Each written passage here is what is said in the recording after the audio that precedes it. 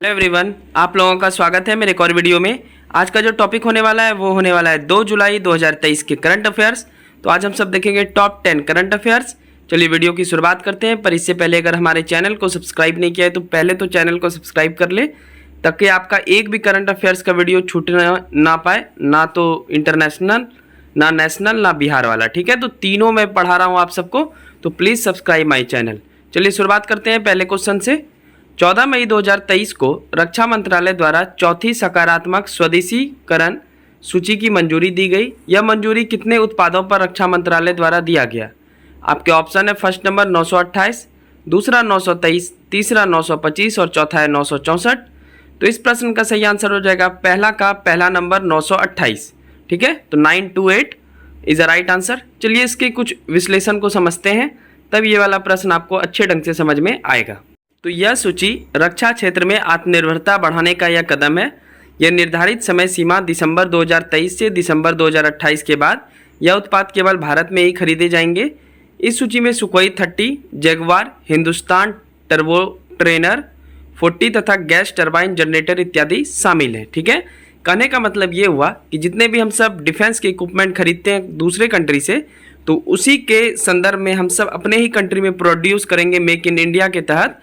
और 928 उत्पाद जो हैं, यानी 928 प्रोडक्ट जो हैं, वो भारत में इन 5 सालों के बाद मिलना शुरू हो जाएगा और हम भारत में ही खरीदे जाएंगे। भारत से बाहर हम इस सामान के लिए नहीं जाएंगे।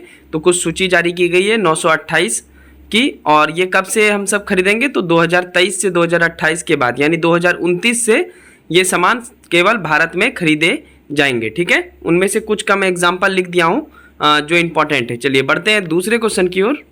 ये दूसरा क्वेश्चन है आपके स्क्रीन के ऊपर।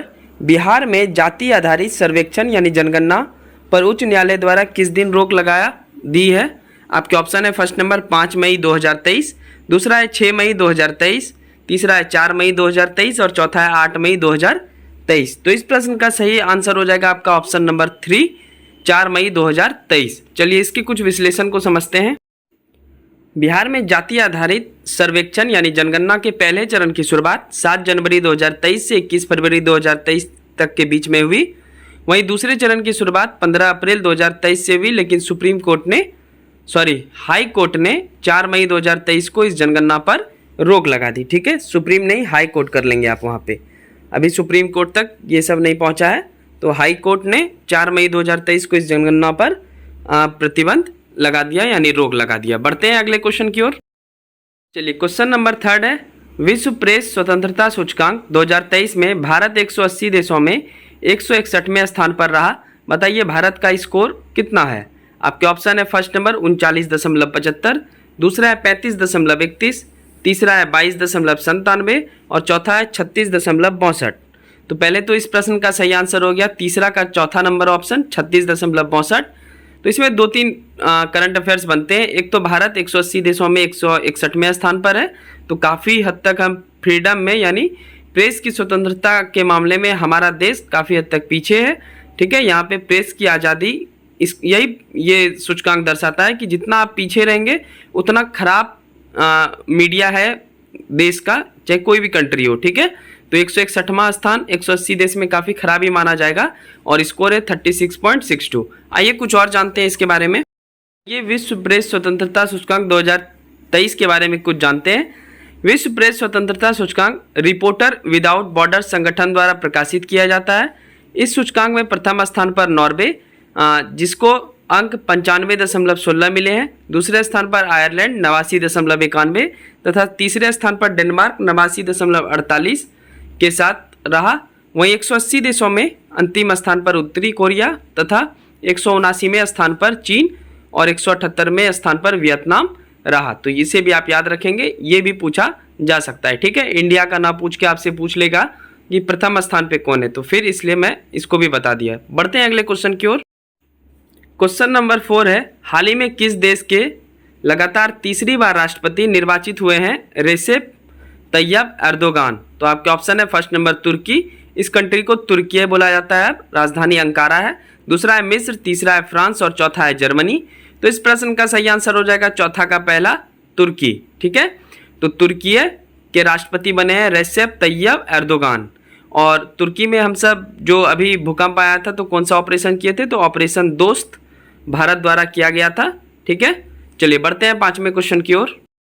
चलिए क्वेश्चन नंबर 5 है, G7 की 49वीं शिखर सम्मेलन कहाँ आयोजित की गई। आपके ऑप्शन है फर्स्ट नंबर नागासाकी जापान, दूसरा हिरोशिमा जापान, तीसरा टोक्यो जापान और चौथा है कामाकुरा जापान। ये चारों जापान का शहर है। टोक्यो तो जापान की राजधानी है और नागासाकी हिरोशिमा को आप भूले नहीं होंगे क्योंकि इन्हीं पे एटॉमिक बम अमेरिका द्वारा गिराया गया था। तो फिलहाल इस प्रश्न का सही आंसर हो जाएगा 5 का दूसरा नंबर हिरोशिमा जापान। ठीक है, तो G7 की 49वीं शिखर सम्मेलन हिरोशिमा जापान में संपन्न हुई। आइए कुछ विश्लेषण समझते हैं। इस सम्मेलन में भारत के प्रधानमंत्री श्री नरेंद्र मोदी जी को आमंत्रित किया गया।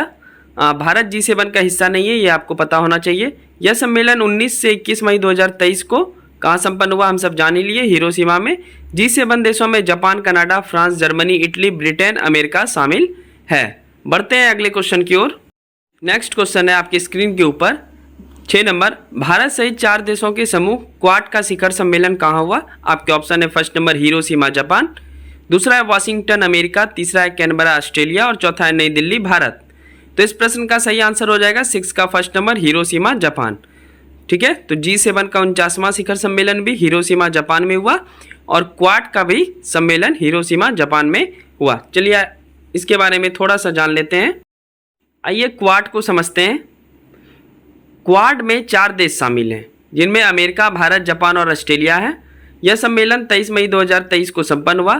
क्वाड का फुल फॉर्म क्या होता है, क्वाड्रिलेटरल सिक्योरिटी डायलॉग। ठीक है, ये याद रखेंगे आप। ऊपर में वार्ड लिखा गया है तो आप क्वाड कर लेंगे। ठीक है, चलिए बढ़ते हैं अगले क्वेश्चन की ओर।